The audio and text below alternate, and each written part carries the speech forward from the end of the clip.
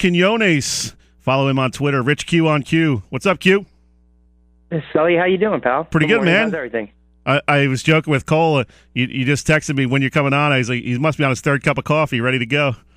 I'm on my third and a half. Listen, third and a half. And after this segment, I got to do a little more work, and then I got to get my rounds in today, get my road work, get my sparring, and then back off to work tonight. So, like you, it just never ends. It never ends. But dude, you're a grinder. Let it. It's all caffeine. That's what we have to do, right? Let's talk some NBA real quick. I was listening during the week to your show. A lot of times I'm driving around at that hour, and was checking out your take on the NBA. These guys sitting out these games, and you were pretty hard on these guys. I don't like it. I mean, I think it's a bad look for the NBA. And think about this too, right? It's so obvious that they're doing it. You go back last week. Yeah, when you had Cleveland and you had the Clippers, and then it was announced that LeBron, Kyrie, they would all rest. A week after that, you had Golden State with Klay Thompson and Green and Iguodala and Curry. Durant's already injured. And then Leonard had the concussion, and Aldridge had his issue with the Spurs. So they sat. Injuries aside, I get it. I understand that. But these guys get paid a ton of money. They're not getting shuttled to the airport, by their buddies. They don't have to wait out through check-in. They're not flying on coach. They're on jets. They're being pampered. They're getting shuttled. They're getting their rest. And I just, and I know you and I were going back and forth a little bit at this on Facebook and whatnot, dialogue, and it was great. But it's not the 80s and 90s. I mean, come on, these guys they did not want to rest. I think that was my whole point. Here's my take from the player's perspective. I mean, the NBA, listen, half the league makes the playoffs, so the regular season is basically meaningless if you're any kind of good team. And the playoffs are just so long. I mean, you're talking, 4 rounds? If you go 7 games each round, that's 28 games. I mean, that's like a whole third of a season right there.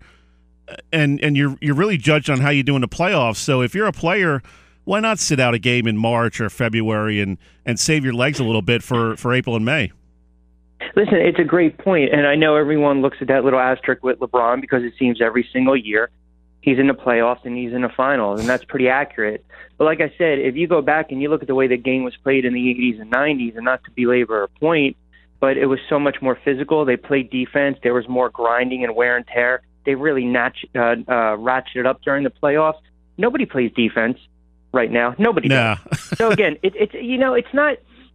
And people forget this too, right? When you look at the contract that the NBA and ESPN signed a couple of years ago, it is one of the worst TV contracts in the world. It's one of the worst TV contracts we've ever seen in sports because it was a 9-year, $24 billion deal they signed in 2014. They never even tried to negotiate outside of Turner or ESPN. So when you look at guys like Mike Conley who are getting paid $60, $70 million, and they're not, I'm sorry, he's not worth it. Yes, you thank the broadcast fees and the broadcast rights.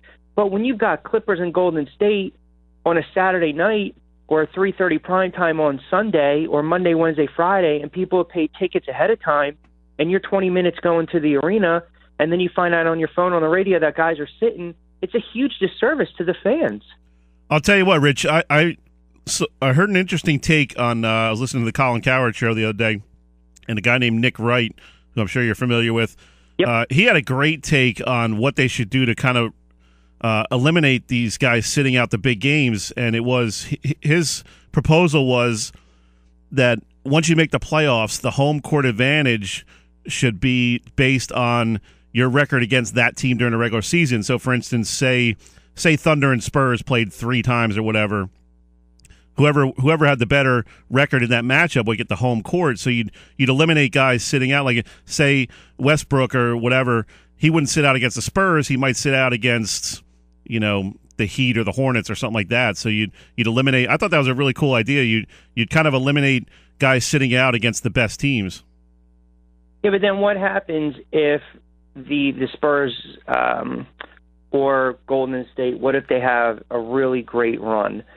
To me, they've earned that right to have the home court advantage. And you mentioned too, with like teams, those two aforementioned teams, this was all started with Popovich years ago. Right. So for him to come out, and here's the problem. When David Stern was irate, he was absolutely irate years ago when Duncan, Ginobili, and Parker sat. And that was a game, I believe it was a Thursday night game, TNT game against Miami that had Wade, that had James, and Stern was irate. Popovich was criticized. The franchise was fine. And the Spurs actually almost won that night. I know it's a side note, but for Silver to come in and implement that type of memo, I think he realizes that it is a disservice to the fan base. These guys are getting paid a ton of money, and it already waters down an already watered down product. So like I said, it's one of those situations where you're right. These guys can certainly get a day here and there, but man, it's not like it was in the 80s and 90s, and maybe I'm just trying to compare it to that era of basketball. I just don't agree with what they're doing. So what's the commissioner supposed to do? Because they're kind of hamstrung with this schedule because of all these TV contracts. You have these back-to-backs. You got these, 5 games in 8 days type of thing. What are they supposed to do as a league to try to eliminate some of this where you have, LeBron, Kyrie, and Kevin Love all sitting out the same night? Yeah, it's a great question. I mean, you can threaten someone with significant penalties, but honestly, the NBA it's different. Some teams don't have a draft pick. What are you going to do? You're going to penalize them or take? It's a rarity, but you're going to take away a draft pick? No, you'll probably fine them. You hit them in the wallet. There's a guy like if the Mavericks were good, does a guy like Mark Cuban actually care? No, he doesn't. Now, does he have the authority? Does Silver have the authority to go up to Steve Kerr and say, "Listen, you are playing Steph Curry. He's not sitting"? I don't think so. I just think the fact that he opened his mouth and said something. See, when guys like LeBron and Curry and Kerr and Popovich, the coaches, the players respectively, when they start to do that, basically they are telling you again, hey, this is still our league. Right. But, you hearken back, Stern was kind of a no-nonsense. Silver's good for the NBA, but sometimes if you have too much of that laissez-faire approach, the inmate starts to run the asylum. Right. Talking with Rich Quinones here. He hosts the Warmup every weekday 1 to 2 p.m. prior to Mike Gill's Sports Bash show. So check him out every day here during the week at 1 p.m. Follow him on Twitter, Rich Q on Q. Q, let's get into some boxing here real quick for the next couple of minutes. Sure. I want to get excited about boxing again, but there just doesn't seem to be a whole lot out there to really get guys like me who were into it in the 80s and 90s. How does boxing get us back into it? Sully. If I was in the studio right now, I'd give you a light little tap. Listen, you've got everyone looks at MMA and everyone gets all gung-ho. And listen, I broadcast boxing and MMA on different networks. I'm boxing purist first and foremost. MMA is having its time. It's doing what it needs to do.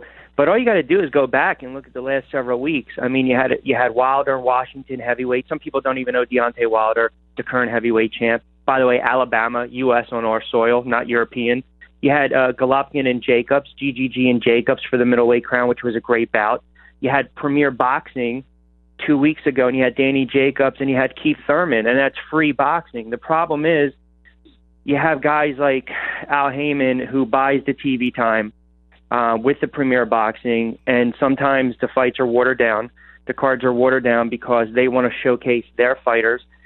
Sometimes the best guys don't always fight the best guys. And then sometimes you've got pay-per-view, which, for instance, last week I think it was $59, $69 for Gennady Golovkin, who is a great knockout artist, against Daniel Jacobs, a New York kid who is a great middleweight as well. But they only did 150,000 buys. That's not going to cut it. Right. I just think, if you're an old-school boxing fan and you think of Hagler, Hearns, Pryor, Arguello, or even Ward and Gotti, look, Ward and Gotti, they fought 3 times. Oh, that was awesome fights. Awesome fights. But let me ask you something. Ready? How many of those fights were for a title? None. I don't know. None. And they still put on great fights, and people came to Atlantic City. People went to other venues. I think, I can tell you this. You're seeing more of an influx with some of these younger fighters. You got Earl Spence. Like I said, you've got Canelo Alvarez. You've got Golovkin. You've got the heavyweights now in the U.S. trying to make a little more of a move. And everyone that always criticizes our backyard, Atlantic City, they put on local shows. And I can tell you, it's not like it was in the 70s and 80s when they were doing 140 shows or they had Tuesday nights at the Tropicana. But over the next year or so, you're going to see more people come back. You're going to see Showtime want to come to Atlantic City, which we've seen. You're going to see some more local shows, and that builds the sport back up. It's not dying. It's not dead.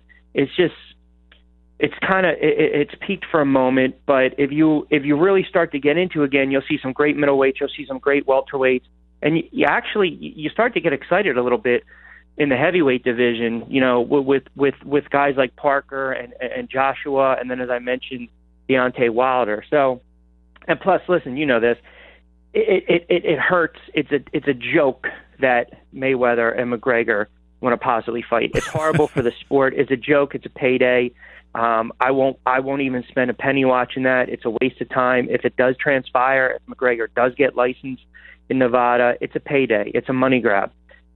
That little freak show, sideshow, is horrible for the sport. But you'll get the MMA diehards who want to watch because they actually believe that McGregor would have a potential shot of winning that fight. And no, he if that fight were to transpire, he won it. Rich, real quick before we let you go, what's your most memorable fight you've ever seen? My most, there's just too many. I mean, I love the Pryor and Arguello fights. I remember watching those with my father. The Hagler-Hearns. I mean, how can we forget about Hagler-Hearns? I thought one of the most memorable is because I was the only one watching it because everyone was away that night. I think on vacation, and I stayed home. It was the night that Douglas knocked out Tyson, because right around that time they had the NBA All-Star, right, the slam dunk contest. I'm a New York guy, so I grew up a Knicks fan, and I love Kenny Walker.